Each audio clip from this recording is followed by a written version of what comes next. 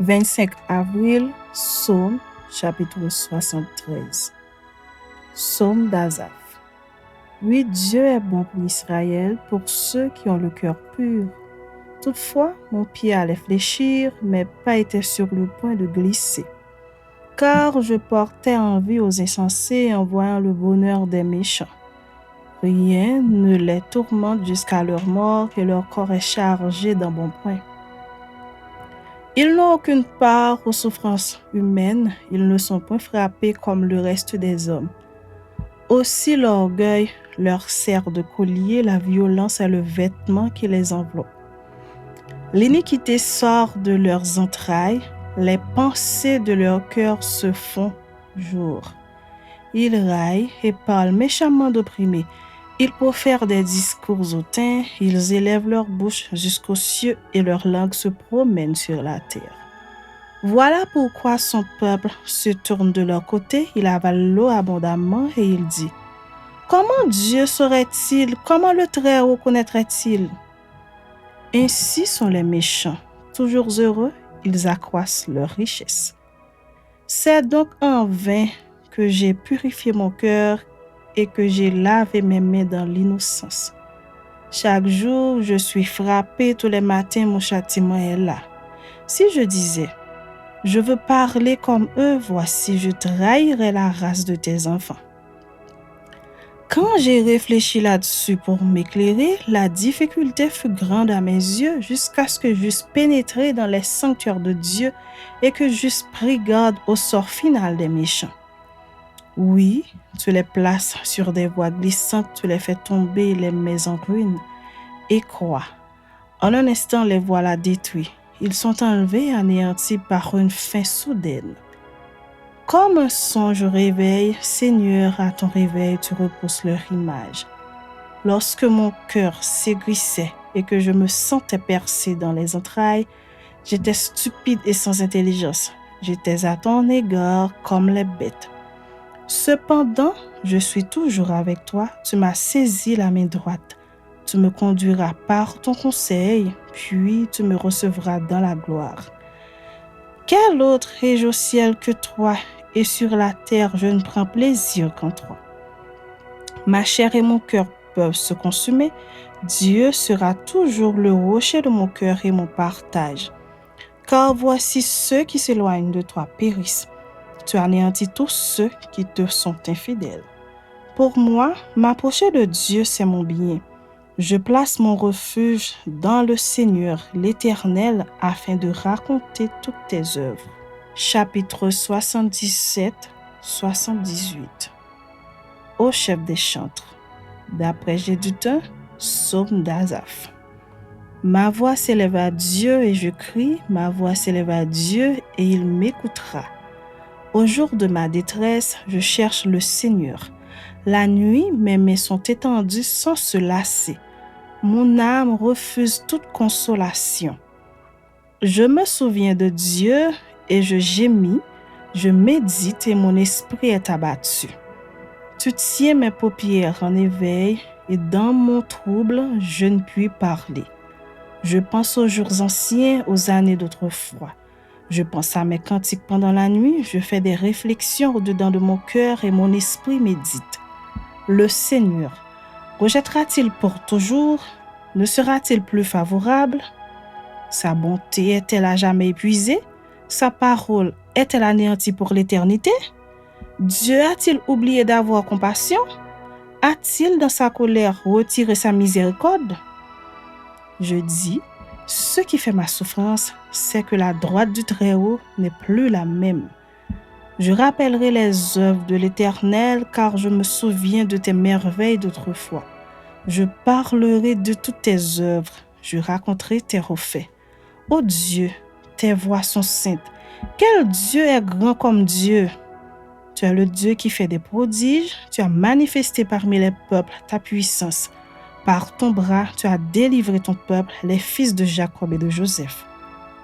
Les eaux t'ont vu, ô Dieu, les eaux t'ont vu, elles ont tremblé, les abîmes se sont émus.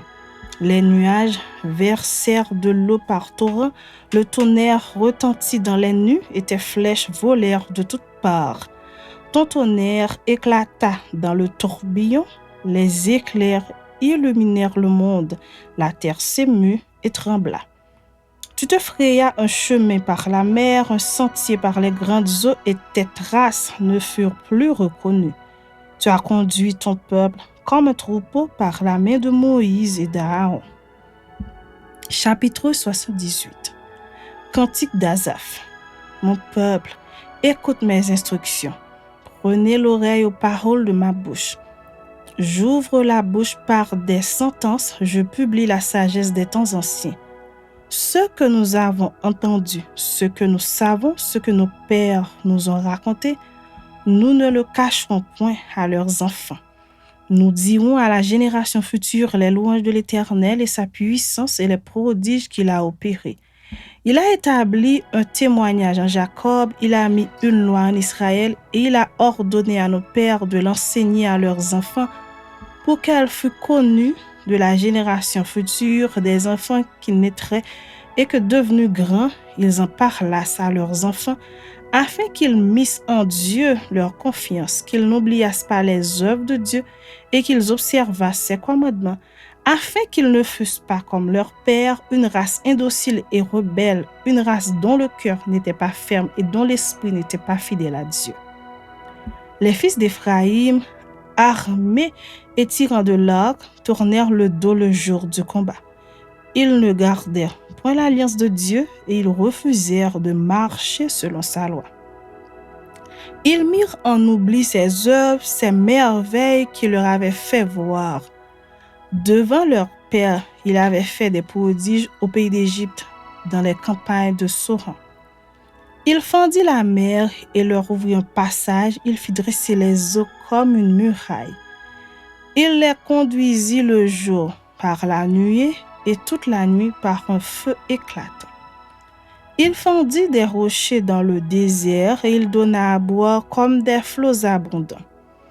Du rocher, il fit jaillir des sources et couler des eaux comme des fleuves. Mais ils continuèrent à pécher contre lui, à se révolter contre le Très-Haut dans le désert. Ils tentèrent Dieu dans leur cœur en demandant de la nourriture selon leurs désirs.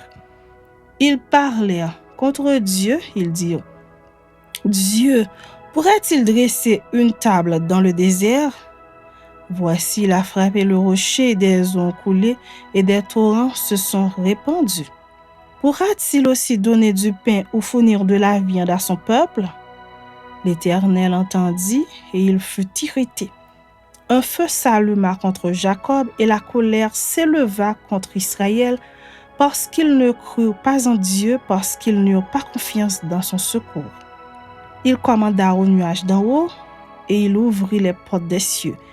Il fit pleuvoir sur eux la manne pour nourriture, il leur donna le blé du ciel. Ils mangèrent tout le pain des grands, il leur envoya de la nourriture à satiété. Il fit souffler dans les cieux le vent d'Orient et il amena par sa puissance le vent du midi. Il fit pleuvoir sur eux la viande comme de la poussière et comme le sable des mers les oiseaux ailés. Il les fit tomber au milieu de leur camp, tout autour de leur demeure. Ils mangèrent et se rassasièrent abondamment. Dieu leur donna ce qu'ils avaient désiré. Ils n'avaient pas satisfait leurs désirs, ils avaient encore leur nourriture dans la bouche lorsque la colère de Dieu s'éleva contre eux. Il frappa de mort les plus vigoureux, il abattit les jeunes hommes d'Israël. Malgré tout cela, ils continuèrent à pécher et ne crurent point à ses prodiges. Il consuma leurs jours par la vanité et leurs années par une faim soudaine. Quand il les frappait de mort, ils le cherchaient, ils revenaient et se tournaient vers Dieu. Ils se souvenaient que Dieu était leur rocher, que le Dieu Très-Haut était leur libérateur. Mais ils le trompaient de la bouche et ils lui mentaient de la langue. Leur cœur n'était pas ferme envers lui et ils n'étaient pas fidèles à son alliance. Toutefois, dans sa miséricorde, il pardonne l'iniquité et ne détruit pas.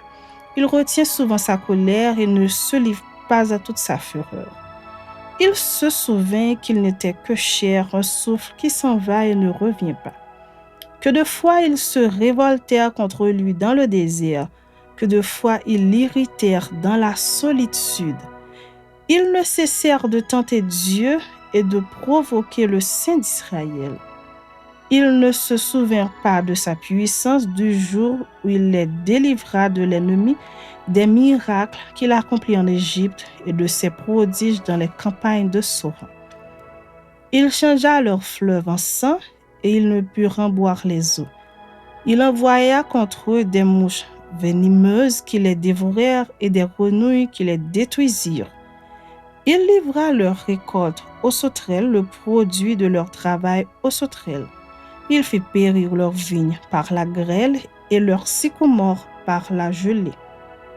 Il abandonna leur bétail à la grêle et leurs troupeaux au feu du ciel. Il lança contre son ardente colère la fureur, la rage et la détresse, une troupe de messagers de malheur. Il donna libre cours à sa colère, il ne sauva pas leur âme de la mort, il livra leur vie à la mortalité. Il frappa tous les premiers-nés en Égypte, les prémices de la force sur les tentes de Cam. Il fit partir son peuple comme des brebis, il les conduisit comme un troupeau dans le désert. Il les dirigea sûrement pour qu'ils fussent sans crainte et la mer couvrit leurs ennemis.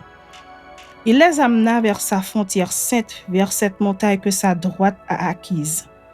Il chassa devant eux les nations, leur distribua le pays en héritage et fit habiter dans leurs tentes les tribus d'Israël. Mais ils tentèrent le Dieu très haut et se révoltèrent contre lui et ils n'observèrent point ses ordonnances. Ils s'éloignèrent et furent infidèles comme leur père, ils tournèrent comme un orc trompeur.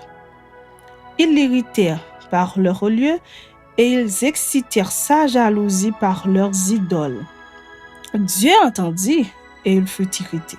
Il repoussa fortement Israël. Il abandonna la demeure de Silo, la tente où il habitait parmi les hommes. Il livra sa gloire à la captivité et sa majesté entre les mains de l'ennemi. Il mit son peuple à la merci du glaive et il s'indigna contre son héritage. Le feu dévora ses jeunes hommes et ses vierges ne furent pas célébrés. Ses sacrificateurs tombèrent par l'épée et ses veuves ne pleurèrent pas. Le Seigneur s'éveilla comme celui qui a dormi, comme un héros qui a subjugué le vin. Il frappa ses adversaires en fuite, il les couvrit d'un opprobre éternel. Cependant, il rejeta la tente de Joseph et il ne choisit point la tribu d'Éphraïm. Il préféra la tribu de Juda, la montagne de Sion qu'il aimait. Et il bâtit son sanctuaire comme les lieux élevés, comme la terre qu'il a fondée pour toujours. Il choisit David son serviteur et il le tira des bergeries. Il le prit derrière les brebis qui allaient pour lui faire paître Jacob son peuple et Israël son héritage. Et David les dirigea avec un cœur intègre et les conduisit avec des mains intelligentes.